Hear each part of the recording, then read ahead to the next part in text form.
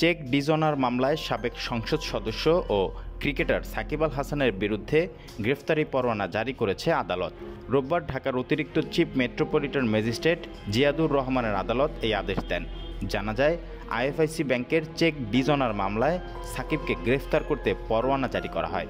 একই মামলায় আরও দুজনের বিরুদ্ধে গ্রেফতারি পরোয়ানা জারি করেন আদালত।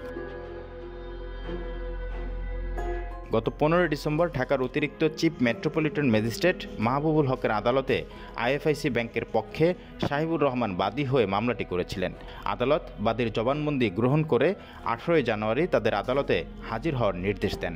সাকিব ছাড়াও মামলার অন্য আসামিরা হলেন অ্যাগ্রো ফার্ম লিমিটেডের এমডি গাজী শাহাগীর হোসাইন, প্রতিষ্ঠানটির পরিচালক ইমদাদুল হক ও মালাইকা বেগম।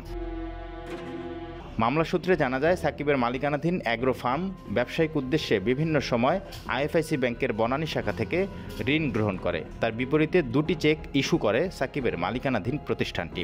এরপর চেক দিয়ে টাকা উত্তোলন করতে গেলে পর্যাপ্ত টাকা না থাকায় তা ডিজঅনার হয়। 2 চেকে টাকার পরিমাণ প্রায় 4,15,00,000।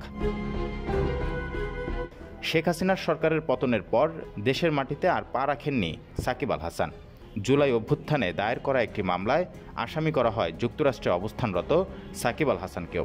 তার বিরুদ্ধে রয়েছে শেয়ার বাজারের কারসাজি অভিযোগ। পুঁজিবাজার কারসাজির জন্য বাংলাদেশের অলরাউন্ডার সাকিব আল হাসানকে আরও 2 বছর আগেই জরিমানা করা উচিত ছিল বলে কিছুদিন আগে মন্তব্য করেছিলেন অন্তর্বর্তী সরকারের অর্থ উপদেষ্টা সালেউদ্দিন আহমেদ।